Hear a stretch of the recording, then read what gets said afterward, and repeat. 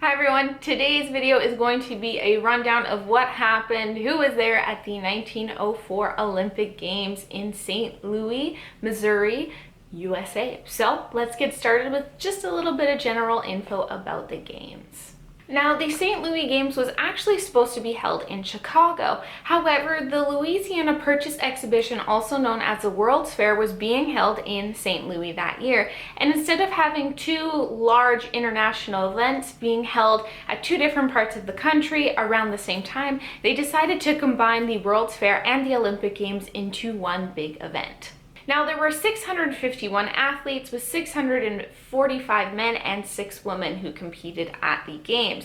42 of the competitors were non-American, which means that 609 athletes were from America and represented them, which you'll see America is fairly stacked up on medals throughout every single one of these events. Now, there were 15 nations who were represented in 95 events in 16 disciplines. So there were 2 reasons for the lack of international competitors at this event. So during this time, the Russo-Japanese War was occurring, which caused a lot of social and political kind of tensions in Europe. So a lot of people didn't want to leave home, not being able to return, or to leave home and the war has spread, or possibly didn't even get the chance to leave the country. Another reason was the location. Now, it would have taken a really long time for people from Europe to get on a boat, get to the United States, and get on a train, and then get to Missouri. It was too long and too expensive for a lot of people to travel, so a lot of countries didn't send athletes.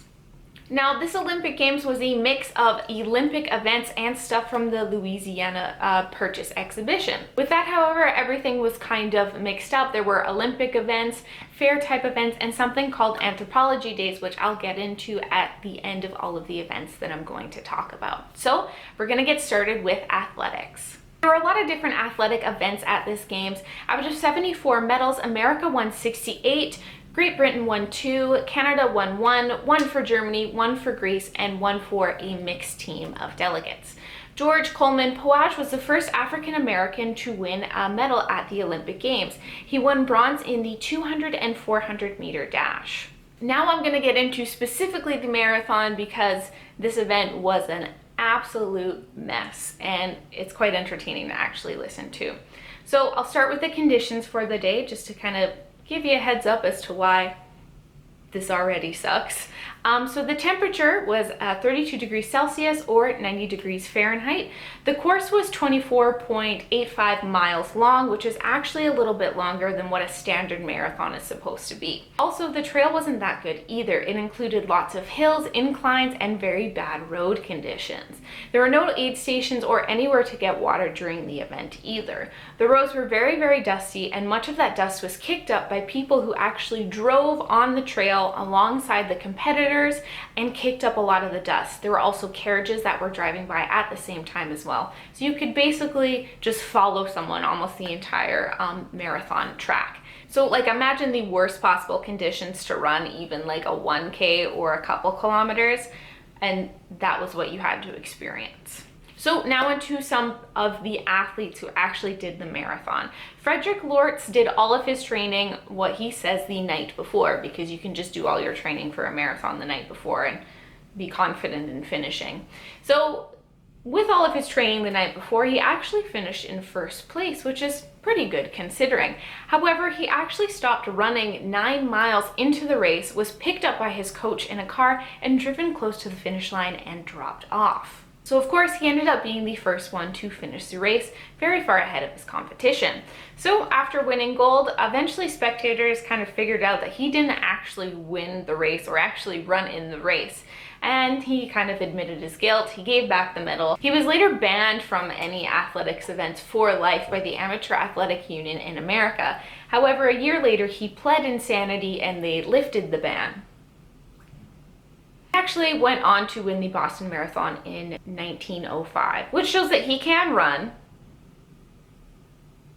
but he decided he didn't want to at the Olympic Games.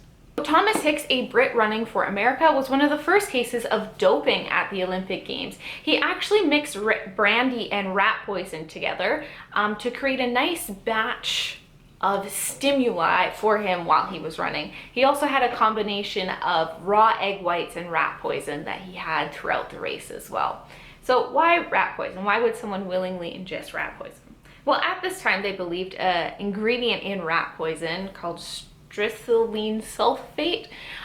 They believed that it stimulated the nervous system in small doses, but it was actually just poisoning your body. But with that nerve stimuli, they believed that it actually helped improve your athletic performance and how you were able to run, your speed, your stamina, and everything. But it was not very, very good. There were many cases of people who did this type of doping for athletic events and ended up essentially poisoning themselves. Hicks actually ended up finishing in second, but was later upgraded to first after Lortz was disqualified. He actually nearly died as he crossed the finish line and had to be carried off the track and treated by doctors immediately, who saved his life. Mostly because he was dehydrated and had ingested rat poison. So if doctors weren't there at the finish line, he may have actually died shortly after winning the gold medal. Another interesting marathoner was Cuban Felix Carvajal. He ended up being late to the race and he showed up in his civilian clothes. Now, he was late because he lost all of his money gambling away in New Orleans and actually had to hitchhike and walk all the way up to St. Louis to participate in the games. So he ended up running in civilian clothes because all of his other clothes also disappeared, and basically cut his trousers so that they were more like shorts. Also, while he was running, he actually decided to stop at an orchard and he ate an apple, but that apple was bad and he ended up passing out and throwing up under the tree. Took a little bit of a nap and then finished the race and crossed the finish line. He actually came in fourth place. So I don't know if that speaks to the level of competition of the rest of the marathoners, or maybe he was just really, really good, or that apple really helped out. Now, the first two Black Africans also competed in the marathon. Len Tiani and Jan Mishani competed in the event as well. There were two Tswana tribemen that were there for the Anthropology Days, which I will get into, I promise, as part of the Boer War exhibition. They came in 9th and 12th respectively, which disappointed a lot of people because they beat a lot of white male competitors. Now, overall, a lot of people actually had to bow out due to dust inhalation. Many collapsed. There were lots of people coughing up blood. The doctors were running around trying to save and help everybody. There were a few near fatalities actually of this event as well. So all in all, it wasn't a great marathon. On to gymnastics. There were a few events mostly won by Americans as usual, and this will be a common thread throughout this video. But George Iser won 6 medals at this games. He won 3 gold medals in the parallel bars, the long horse vault, and the 25-foot rope climb. He won 2 silver medals in the pommel horse and the all-around event, and 1 bronze in the horizontal bar. More so that he competed with a wooden prosthesis. He was actually the only person to compete at the Olympic Games with a prosthesis until 2008. They also had an event called club swinging, which is basically just juggling. It wasn't very popular, didn't really stick around very long at the Olympics either. So in swimming, there were a bunch of events in 3 different strokes: freestyle, backstroke, and breaststroke, as butterfly had not been invented by this point, and a freestyle relay. All of the events were done in yards because America. This was one of the few events that actually had a decent number of international competitors. There were German, Austrian, Hungarian, and American swimmers who competed. Germany would win all the backstroke medals, and America won the relay medals. So in diving, it was a male-only event. They had a platform and the plunge for the distance, as then they dove into the pool like this and without moving to see how far they got. And whoever got the furthest won the medal. This was the first and only times that event was held at the games. Now only American and German divers competed. In archery, there were 3 men's and 3 women's competitions. There were also team rounds. All competitors were Americans, so all medals were won by Americans. In wrestling, there were 7 events and everyone was American again. I know it's fairly boring, but also this was the first time that they introduced weight classes into wrestling at the Olympic Games. And they also changed the kind of format of wrestling to Greco-Roman, which had a little bit more rules and was a little bit less kind of freestyle wrestling where anything goes. So for tennis, there were 2 events, the men's doubles and the men's singles. They were going to have women's events, but decided to get rid of them because they didn't think they'd be that fun or people would actually go and watch them. All except 2 competitors were American, so everyone else won those medals. So football and or soccer, There were 3 teams, 2 American and 1 Canadian. Actually, the Canadian team won, and they didn't even let either of their American teams score a goal on them once throughout the tournament, which wasn't a very long tournament. In rowing, this was the second time it was actually held at the Olympics. There were 5 events again. Everyone was American with the exception of a Canadians 8 men's team. The 1 Canadian team did win silver in their event, which sounds great until you realize there were only 2 boats competing. So they came in second, won a medal, and also came in last at the same time. Now there's another event that you don't actually see anymore at the games. It is the tug of war. Probably one of my favorite Olympic events ever. Now, it wasn't just Americans at this event, but there was also a team from South Africa and Greece. However, there were 4 American teams and they took the top 4 spots, as the Greek and South African teams were eliminated early on. Many of them consisted of people who worked in professions such as firemen, police officers, miners, or anyone who was in a profession where being big really helped. So in golf, there were 2 events, the men's individual and the men's team. This was the last time that golf was actually played at the Olympics until 2016, where it was brought back, mostly because the governing bodies of the Olympics and golf associations couldn't agree on what rules to use. So there were 3 Canadians and 74 Americans who participated. Canada's George Lyon actually won the men's individual. He reigned as Olympic champion for 112 years. Later inducted to the Canadian Sports Hall of Fame and is probably one of the longest reigning Olympic champions ever. Boxing premiered at the Olympic Games for the first time. There were 7 weights. All of the competitors were American, so they won all of the medals. But those who competed in lighter weights could actually upgrade and compete in higher weight classes as well, which is not allowed at the Olympic Games anymore. You're only allowed to compete in your 1 weight class. Now, there was also non-recognized women's boxing that was held as well. However, no medals were awarded. Women wouldn't box at the Olympics until 2012. So in weightlifting, there were 2 events, the one-handed lift and the all-around dumbbell event. Frank Hugler, who actually ended up winning medals in freestyle wrestling, weightlifting, and tug of war, is actually the only competitor to win 3 medals in 3 separate events, and will probably be the only person to do that as well. So lacrosse was played at the Olympics for the first time in 1904.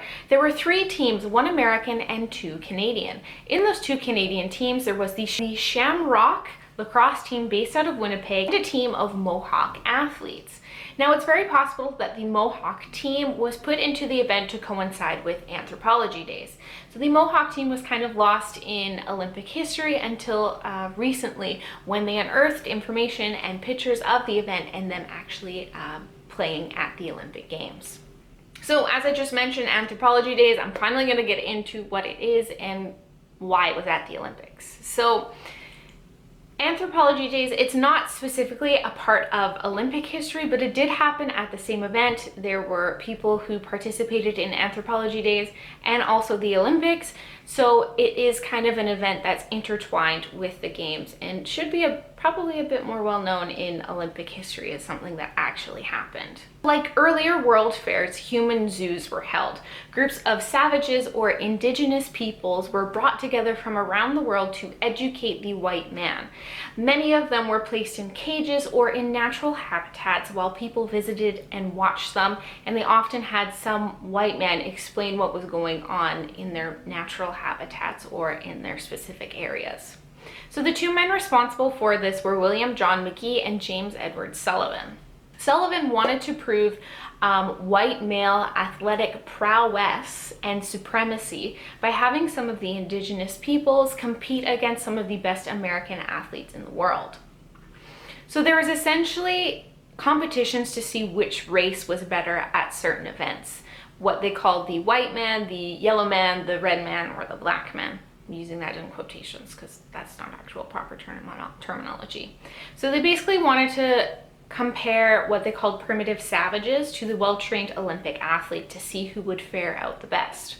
So they did events like spear throwing, baseball throwing, shot put running, jumping, weightlifting, pole climbing, tug of war, and they also introduced teams into some of the Olympic sports that I mentioned earlier. A lot of the time, they weren't given proper instruction as to what to do with these events or how to do them. They weren't also given any translations for some of them, as some of them didn't actually speak English, or really what was kind of going on, while hundreds of thousands of people watched them, you know, throw a baseball and it only landed a couple feet for people to then kind of laugh at them. Of course, they didn't do very well in these events, and a lot of the times they weren't allowed to try again once they were told what they were actually supposed to do. There were some who beat the white man, but Sullivan, of course, ignored them and labeled them as farces, or as people, I guess, getting lucky and beating the white man who actually knew what was going on and spoke the language at the time.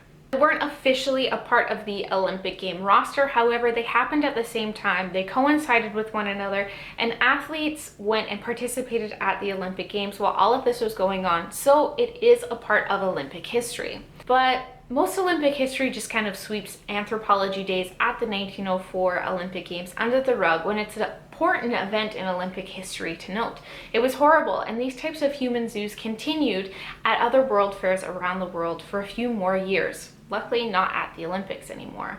But a lot of these athletes who were there for the Anthropology Days were kind of seen as entertainment, participating in the Olympic sports more as a joke as opposed to real serious competitors, which all in all is not great. It's basically like a big stamp for colonialism. In conclusion, how do I sum up these games? They were a mess. They were an absolute mess. Unfortunately, like the 1900 Paris Games, the Olympics were not at the forefront, whereas World Fair events were at the forefront. It was more of a sideshow to a larger affair. Coubertin said, and I quote, "The games matched the mediocrity of the city." He also hated these games as well. I'm pretty sure he didn't even show up to them either, and what he said after wasn't great either. He swore to never hold them during a World Fair again and wanted them to have their own kind of shining moment and for them to be a completely separate event.